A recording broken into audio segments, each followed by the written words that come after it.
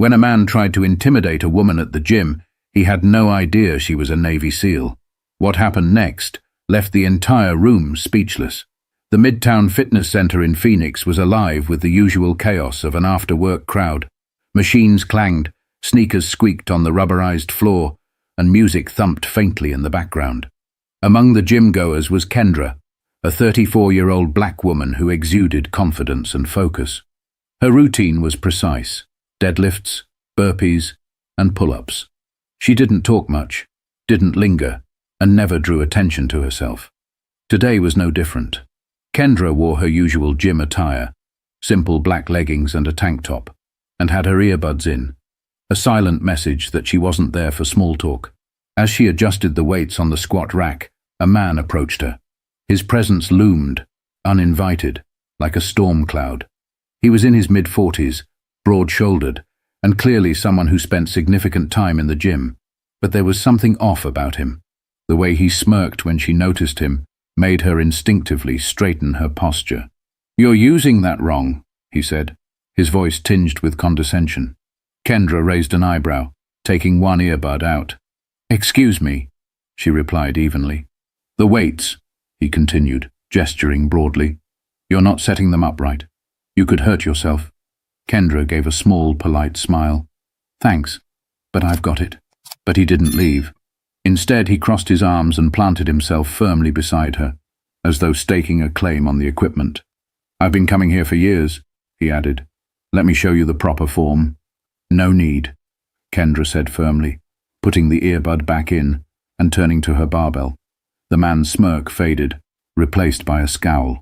He muttered something under his breath, something Kendra didn't catch but could feel in the air. A couple of people nearby glanced over, sensing the tension, but no one intervened. It was one of those moments where people convince themselves it's not their business. Kendra continued her workout, her movements fluid and controlled, but the man stayed close, watching her with a mix of irritation and disbelief. Every time she switched exercises, he seemed to find a reason to follow, muttering critiques she ignored. And then it happened. Kendra moved to the bench press, adjusting the weights, when he spoke loudly enough for everyone nearby to hear. "Women like you think they know everything, huh?" She froze mid-movement. Slowly she turned to him, her expression calm but her eyes blazing. What exactly is that supposed to mean? The room felt quieter, as though the clatter of weights and hum of conversation had dimmed just a little. A few heads turned, curious but hesitant to get involved. The man shrugged, clearly emboldened by the attention. "I'm just saying, maybe you should stick to what you're good at." Kendra didn't take the bait. Instead, she gave him a long, measured look, then calmly returned to her workout. But the air was charged now, an invisible line drawn in the sand, and it was only a matter of time before someone crossed it. The man didn't let it go. His words hung in the air, sour and bitter, feeding into the room's unease. Kendra could feel his gaze on her like a weight of its own. She finished her set, ignoring the simmering tension, and moved to the water fountain. It was only a few steps away, but it gave her enough time to assess the situation.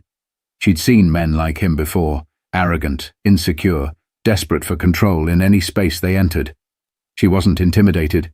Years of discipline and training had taught her how to stay calm under pressure, but that didn't mean she couldn't feel the heat of the moment rising. As Kendra reached for her water bottle, the man followed. He leaned against the wall, arms crossed, his jaw tight with indignation. "Hey," he barked. "I'm talking to you."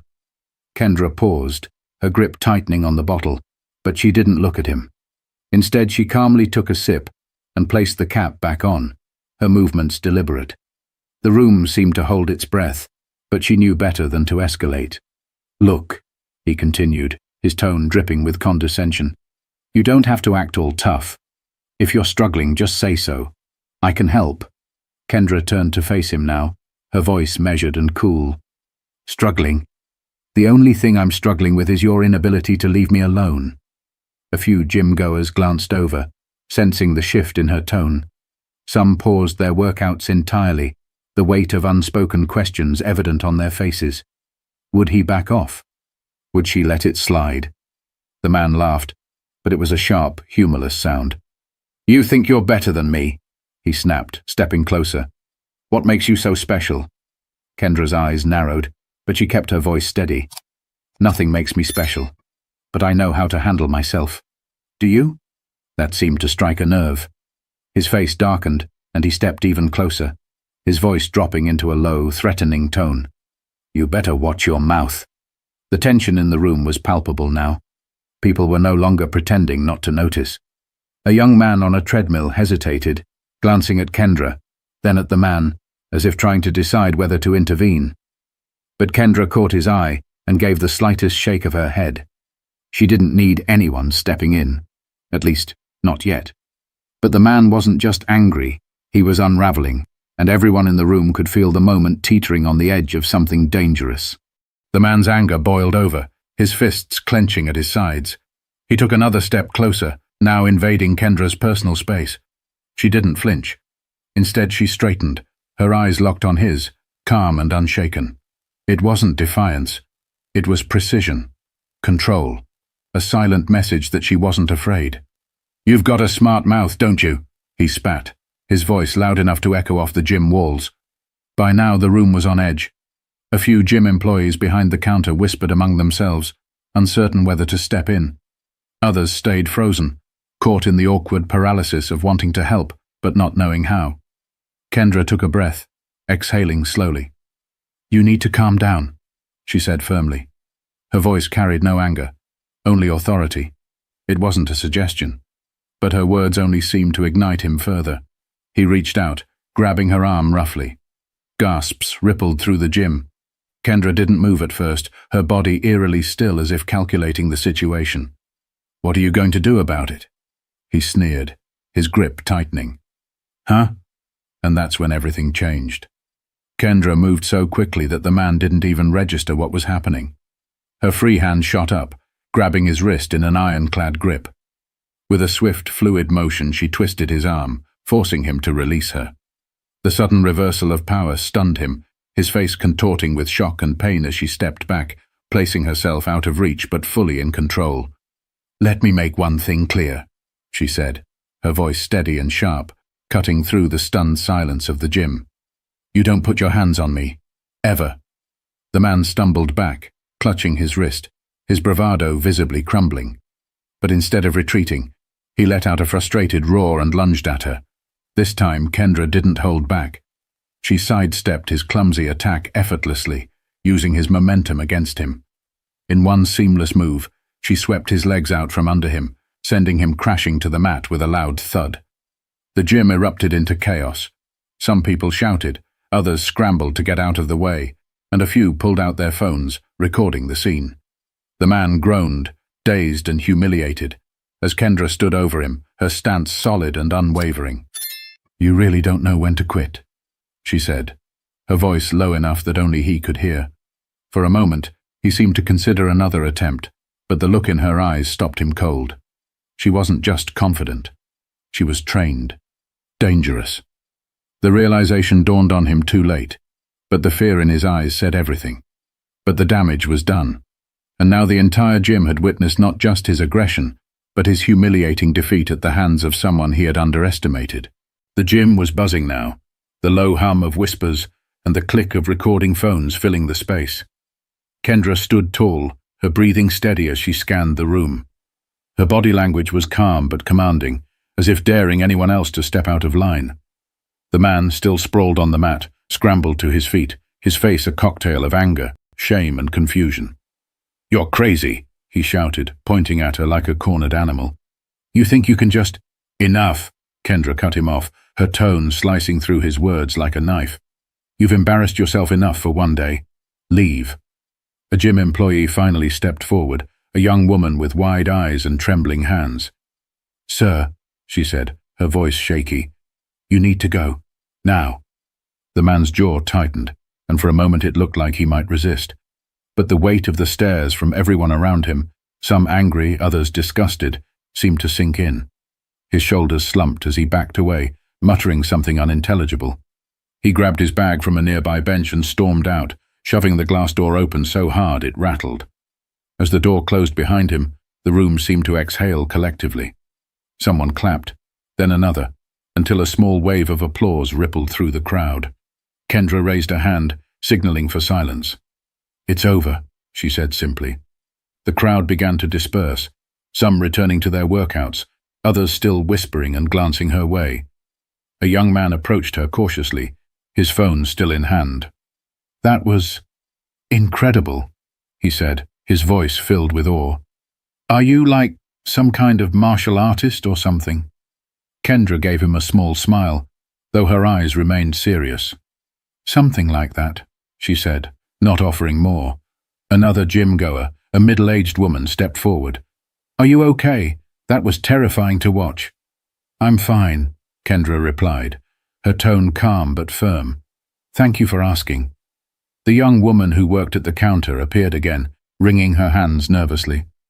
"Ma'am, I'm so sorry. I should have stepped in sooner. I just didn't know." "You did what you could," Kendra interrupted, her expression softening. "Not everyone knows how to handle situations like that." The employee nodded, still looking uneasy.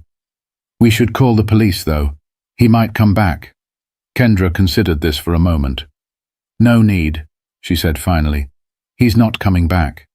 Trust me." There was a confidence in her voice that left no room for doubt.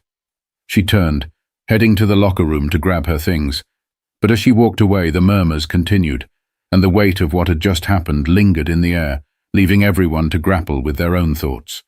Kendra walked into the locker room, her steps measured and purposeful.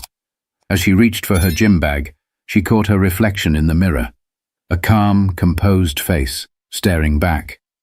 There was no triumph in her expression, no trace of gloating. This wasn't about proving something to anyone. It was about making a statement. Respect is not optional. She packed her things in silence, letting the adrenaline fade. Just as she zipped up her bag, the young woman from the front desk cautiously entered. Her name tag read, Tara. She lingered near the doorway, fidgeting with the hem of her shirt. "Can I ask you something?" Tara finally said. Kendra turned, her gaze steady but kind. "Sure." Tara hesitated, then blurted, "How did you stay so calm? I mean, he was so aggressive and you just handled it. Like, how?" Kendra leaned against the bench, folding her arms. "It's not about staying calm," she said. "It's about knowing you can handle yourself. Fear loses its grip when you're prepared." Tara tilted her head, curious. "So you're trained? Like military or something?" Kendra gave a small nod. "I served as a Navy SEAL for over a decade. I've faced worse situations than what happened out there." Tara's eyes widened. "Wow, that explains a lot." "But it's not just about training," Kendra added, her tone serious. "It's about understanding when to act and when to let things go. He wasn't just angry, he was insecure. People like that look for easy targets.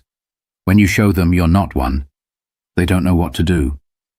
Tara nodded slowly, as if processing the weight of Kendra's words. "I wish I could be that brave." "You can," Kendra said simply. "Bravery isn't about not being scared. It's about standing firm when it matters." As Tara absorbed the advice, the locker room door creaked open, and the middle-aged woman who had checked on Kendra earlier peeked in. "Sorry to interrupt," she said softly. "I just wanted to say thank you. You handled that with so much grace.